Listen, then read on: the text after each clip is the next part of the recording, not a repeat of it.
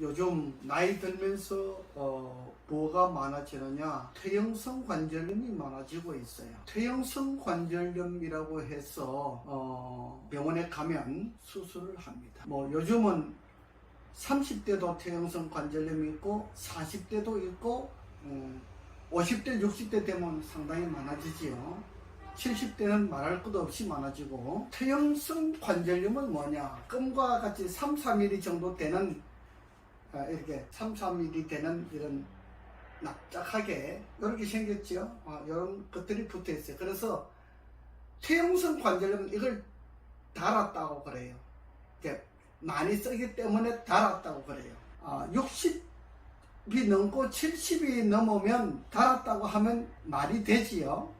요즘 퇴행성 관절염이 20대도 있어요. 미안하지만 30대도 있습니다. 그러면 20대, 30대, 40대에 있는 퇴행성 관절염이 있는 그 사람과 70대에 있는 퇴행성 관절염이 있는 사람과 차이가 뭡니까? 제가 오늘 퇴행성 관절염에 대해서 자세하게 말씀을 드릴 테니까 여러분들이 참고를 하시면 좋아요. 물론 뭐 제가 이렇게 말씀드린다고 해서 저인데 찾아오실 분들이 아니지만은, 그러나 어떤 사람에게는 제가 드린 말씀이 도움이 되기 때문에 제가 이 말씀을 드리는 거예요. 퇴행성 관절염 때문에 무릎을 수술해야 된다고 하는 진단을 받고 저한테 찾아오신 85세 되신 할아버지가 계셨어요.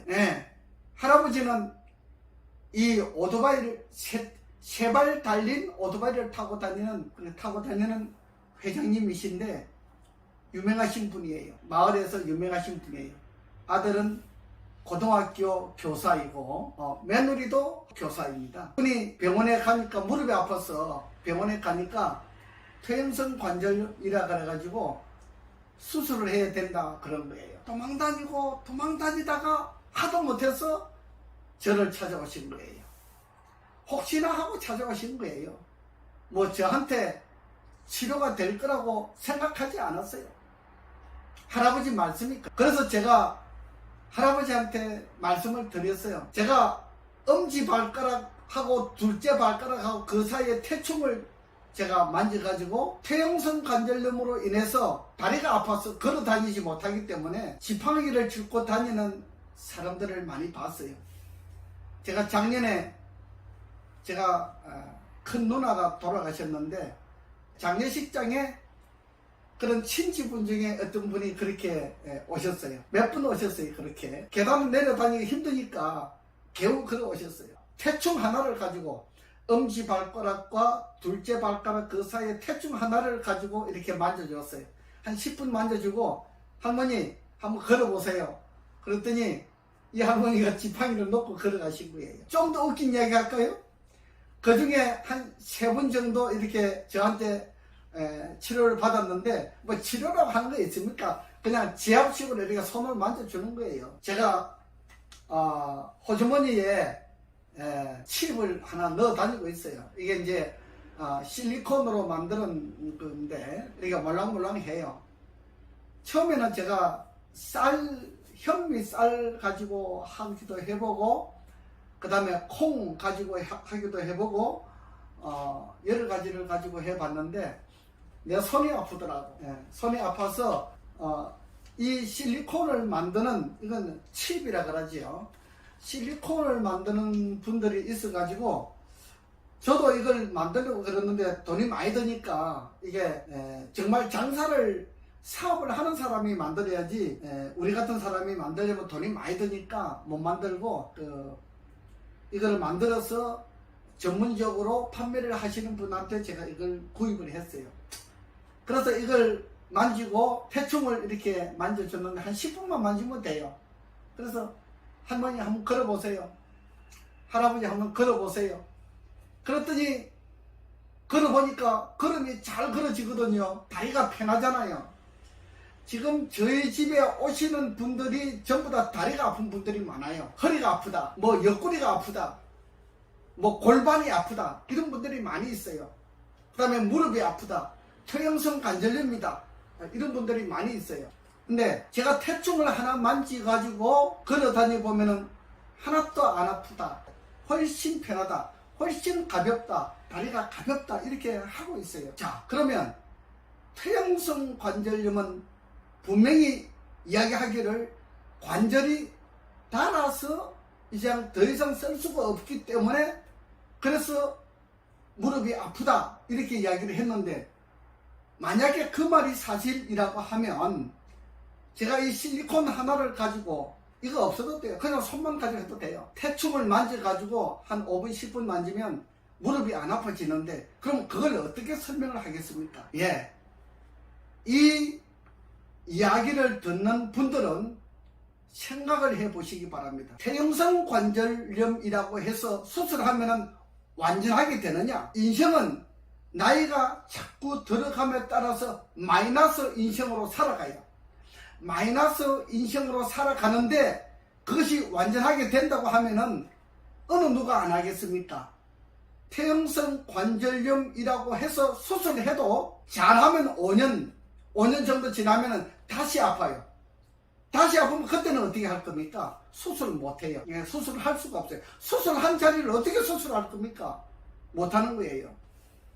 여러분, 퇴행성 관절염은 분명히 말씀드리지만은 닳아서 그런 것이 아니라고 하는 것을 저는 말씀드립니다. 내 이야기를 듣고 저한테 상담을 하시면 내가 10분만 만져서 정말 걸어가도 괜찮다, 다리가 안 아프다 하는 것은 해드릴 수가 있습니다. 그런데 뭐 믿음이 없는 사람은 할 수 없고, 한번 믿어보고 싶은 사람은 저한테 오시면 해드립니다.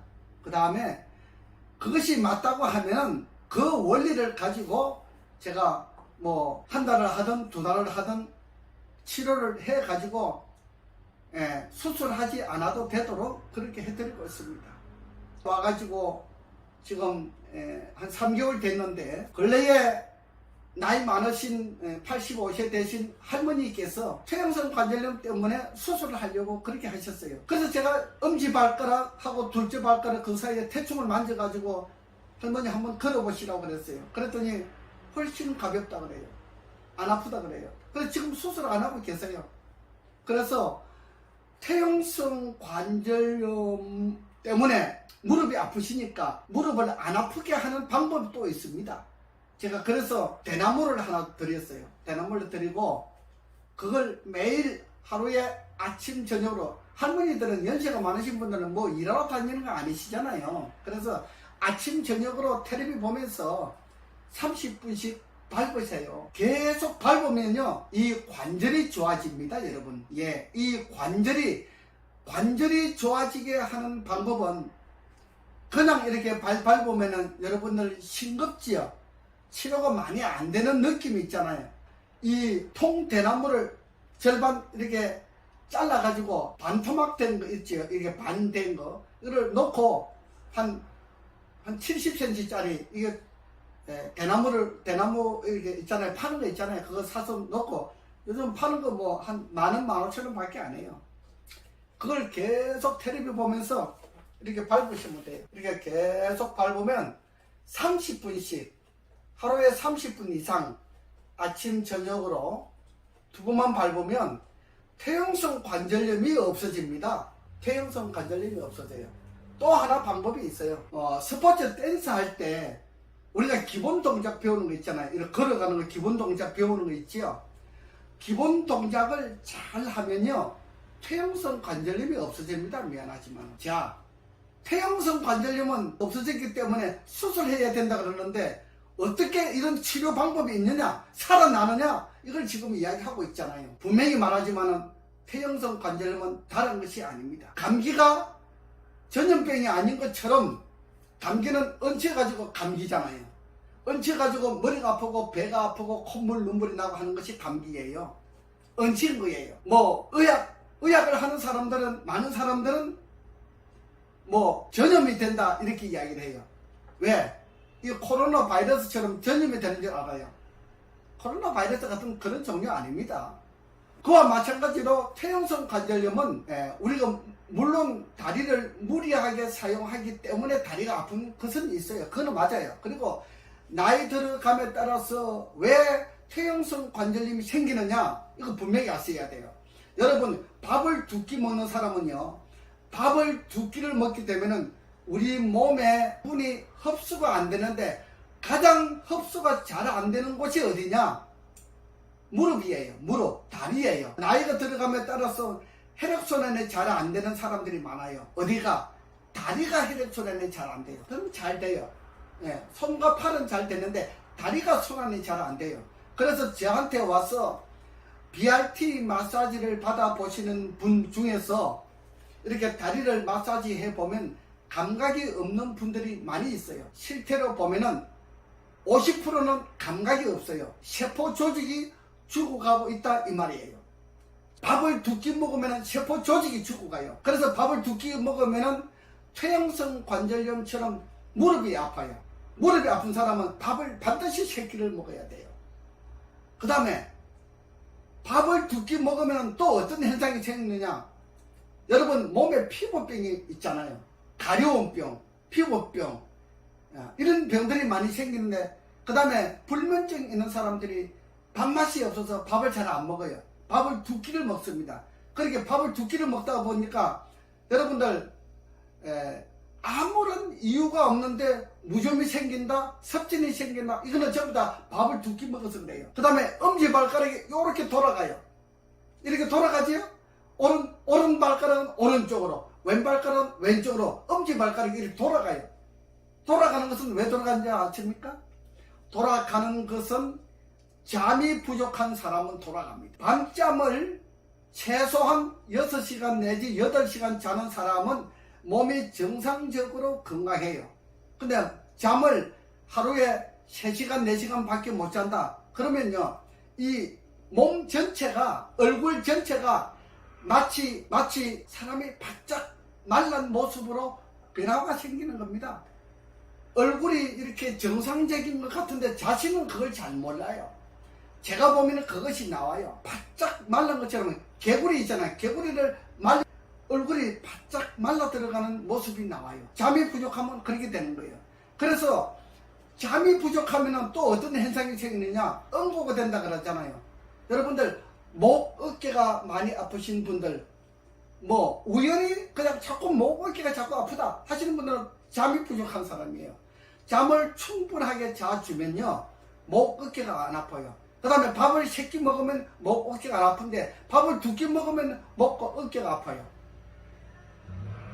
이상한 논리지요. 이거는 정확한 진리입니다. 이것을 잘 습득하고 따라 하시면은 여러분들이 가지고 있는 질병 50%는 치료할 수가 있어요. 저한테 오지 않아도 돼요. 밥 먹는 거 잘하고 잠자는 것만 잘해도 50%는 치료가 되는 거예요. 우리에게 여러 가지 병들이 많아요. 나이 들어감에 따라서 자꾸 몸이 가렵다, 알레르기 생긴다, 두드러기 생긴다, 이런 분들, 그 다음에 잠이 부족한 거예요. 그런 현상이 있어요. 그 다음에 나이가 자꾸 들면서 그 다음에 뭐가 많이 생겨요? 눈병이 많이 생겨요. 안구건조증, 녹내장, 백내장, 황반변성, 시력장애, 이런 이게 눈병이 많이 생기는데 그것도 잠자는 거 하고 밥 먹는 거 하고 관계 있어요. 매우 깊은 관계가 있어요. 그래서 밥을 제때 3끼를 먹어야 돼요. 밥을 제때 잘 먹고 잠을 제때 잘 자는 사람은 병을 예방할 수가 있고, 또 혹시 병에 걸렸다 할지라도 이 규칙을 잘 지키면 치료할 수가 있어요. 자신이 스스로 치료할 수가 있어요. 저를 찾아오지 않아도. 오늘은 제가 관절염에 대해서 말씀을 드리잖아요. 퇴행성 관절염에 밥을 3끼 먹지 아니하면 퇴행성 관절염이 온다고 하는 이야기를 하다가 보니까 제가 다른 생각이 나서 말씀을 드리는 거예요. 그 다음에 퇴행성 관절염이 오고 다리가 아프고 몸이 아프다. 여러분, 술, 담배를 먹으면 안 돼요. 술, 담배, 커피를 먹으면 안 되는 거예요. 술, 담배, 커피는요, 예를 들어서 커피 한 잔이 우리 몸속에 들어갔다. 그 커피 한 잔을 씻어내기 위해서 물을 얼마나 많이 먹어야 되느냐? 페트병이 있잖아요. 10병을 먹어야 20리터죠. 30병을 먹어야 60리터죠. 60리터의 물을 먹어야 커피 한 잔을 먹은 것을 씻어낼 수가 있어요. 얼마나 몸이 독하게 만드는 건지 몰라요. 우리 몸의 세포 조직을 얼마나 괴롭히는 것인지 몰라요. 커피를 많이 먹으면 우리 세포 조직을 다 죽이는 거예요. 그래서 우리 몸이 자꾸 병이 생기는 겁니다. 여러분, 몸에 병이 많은 사람은 커피를 줄이세요. 커피를 줄이고 커피를 먹지 않아야 돼요. 이 좋은 물이 있는데 왜 커피를 먹습니까? 커피는 우리 생명세포를 죽이는 거예요. 생명세포가 죽고 나는데 몸이 안 아플 수가 있습니까? 밥을 2끼 먹으면 죽어요. 그래서 얼굴이 자꾸 작아지는 거예요. 이렇게 밥을 2끼 먹거나 1끼 먹는 사람은 작아지는 거예요. 다른 한 끼는 과일만 가지고 식사를 한다, 아무 소용이 없어요. 예, 과일이 아무리 영양가가 많아도 밥은 반드시 있어야 돼요. 건강관리를 잘 하고 싶으면 밥을 10끼 먹어라. 그 다음에 잠을 제때 자야 돼요. 잠을 안 자는 사람은 생명세포가 죽어나는 거예요. 생명세포가 죽으면 뭐예요? 피가 죽으면 암덩어리가 되는 거예요. 피가 죽으면 혈액 암이 된다 이 말이에요. 잠이 부족한 사람은 혈액 암이 되는 거예요. 뭐 1년 2년은 잘 모르지요. 보통 8년 10년이 지나야 암덩어리가 나타나는 것을 검사를 하면 나타나요. 그래서 사람들이 어저께 검사했는데 암이 아니었는데 오늘 검사하니까 암이라고 판정 나오는 사람들도 있어요. 여러분, 어떤 사람들은 그런 경험을 하신 분들이 있잖아요. 그거는 바로 이 검사는 그 시스템 속에 포함이 될 때 그때 나타나는 거예요. 그러나 암이 만들어지기 전에 우리 생활 습관을 잘 측정하고 체크하게 되면은 그걸 예방하고 바르게 고칠 수가 있는 겁니다. 여러분, 제가 오늘 퇴행성 관절염에 대해서 이야기를 하는데 혈액암까지도 이야기하고 눈병까지 이야기하고 피부병까지 다 이야기하고 있잖아요. 자, 퇴행성 관절염을 하나를 관리하기 위해서 밥을 제때 잘 먹어야 되고 잠을 제때 잘 자야 됩니다. 그렇지 아니하면 퇴행성 관절염은 생기는 겁니다. 퇴행성 관절염은 누가 붙인 이름이냐? 이 의학을 하는 사람들이 붙인 이름이에요. 왜? 퇴행성 관절염을 치료할 능력이 없으니까 수술하라. 그래서 수술해가지고 먹는 사람들이 퇴행성 관절염이라고 하는 이름을 만든 거예요. 퇴행성 관절염이라고 하는 것은 없는 겁니다. 이 세상에 퇴행성 관절염은 없는 겁니다. 그 이름을 붙인 사람들은 의학을 하는 전문가들이 수술을 해가지고 돈을 벌어 먹기 위해서 만들어 놓은 용어예요. 잘 알아셔야 돼요. 그래서 의사 말을 잘 듣는 사람은 의사 말대로 살다가 빨리 죽어요. 병을 고치지 못하고 죽어요. 그러나 우리가 의학 공부를 한 사람들이 병원에서만 근무하는 것은 아니잖아요. 개인적으로 근무하는 사람들도 있어요. 개인적으로 치료하는 사람들도 있어요. 그런 사람들의 말을 잘 들으면 대체의학요법으로 우리가 그 이야기를 잘 해드리고 있는 겁니다. 이것을 잘 가다마 듣고 이것을 잘 순종하면 좋은 결과를 가질 수가 있는 겁니다. 오늘은 퇴행성 관절염에 대해서 말씀을 드렸습니다.